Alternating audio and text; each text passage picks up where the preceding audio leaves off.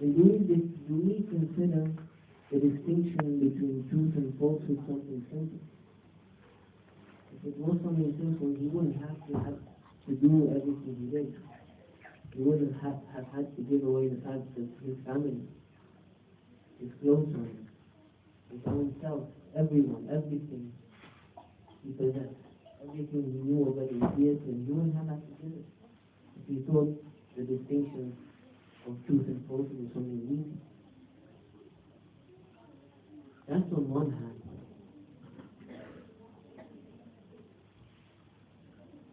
But what about the Quran?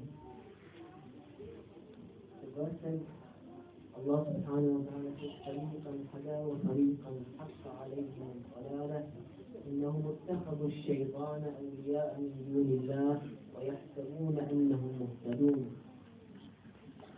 Apparently, let's say Imam Hussain alayhi salam needed to do what he did to make a distinction between truth and falsehood in the apparent way, between the government, so people would know who Yazid was, so people would know who his army, the kind of people his army was, and people would know who was truly evil. What does the Quran say? It says that a party of them were guided, and a party of them, it was destined upon them misguidance. And those people took Shaitan as friends, other than Allah subhanahu wa ta'ala, while, and this is the important thing, while they were thinking that they were guided. They were thinking that they were guided. The Quran was for who? Other than me and you? The Quran says, هُدًى لِلْمُتَّقِينَ. The Quran is for the muttaqeen. So who are we attributing these verses to? Isn't Allah subhanahu wa ta'ala trying to tell us something? Isn't He trying to tell us there were some people who thought they were guided? Don't you think they're guided today? We think we're this one sect, we're the only true sect, and that's it. My religion is sorted, my sins are purified, I have shafa'at, tawassul, all of this. And all of this has its own right. You need to understand how. Don't jump to it.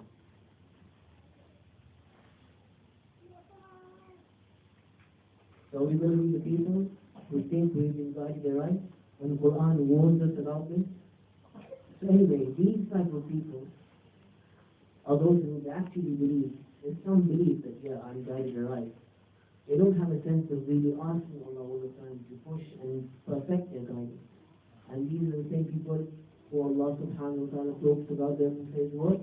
That these people have taken Shaitan as their friend instead of Allah subhanahu wa ta'ala.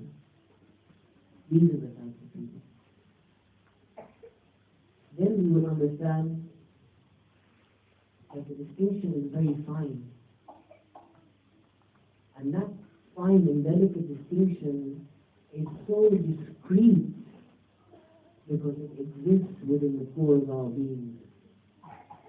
The distinction to make outside, to know which is the Yazid, which is the Hussain alayhi salam, is easy.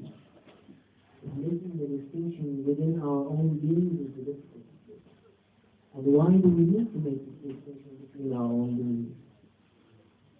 Simply because our Holy Prophet has told us. Like you know the story of they had left for battle. His companions had fought very bravely and returned. On their return, the Holy Prophet, they were wounded, they were shattered, battered from war.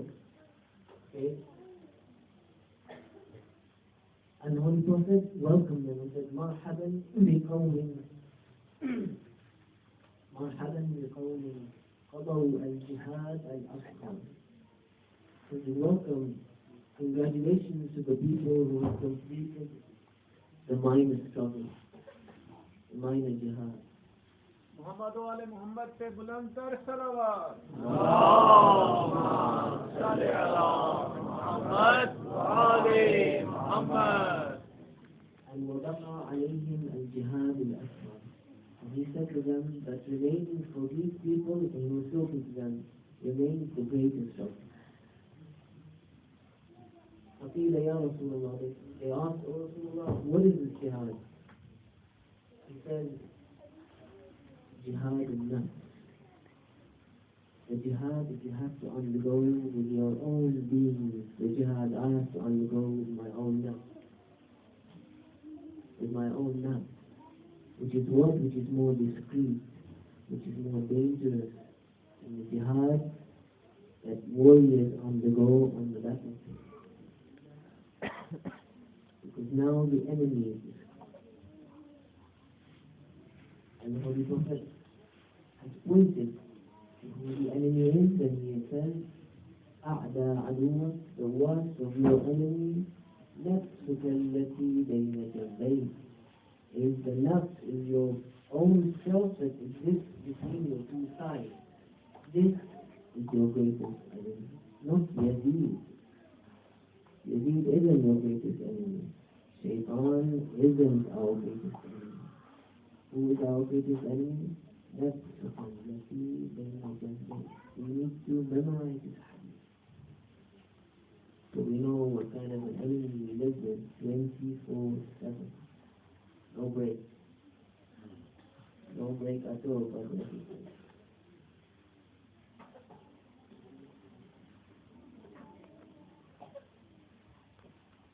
So now, to begin with, this is a long process and we need to explain it. But to begin with, so that we don't end the discussion incomplete, where do we begin? We've bombarded ourselves with this hadith.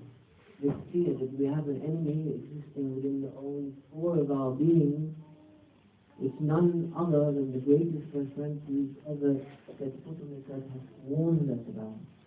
And the Quran is also Allah subhanahu wa ta'ala has also warned us about it. How do I go back home? What step do I take? This is scary. Yes, it should be. The idea is to scare me. The idea is to start knowing and understanding. The enemy is there, what you first see, you try and target the enemy. And find out who it is. If now we told ourselves that it is the self. But there's no image. Right now my mind is blank. There's no image, there's no concept of how can myself be an enemy. I am myself. And inshallah we will talk about this because it is needed. Otherwise, who is going to fight? And surely, after knowing this self, we can understand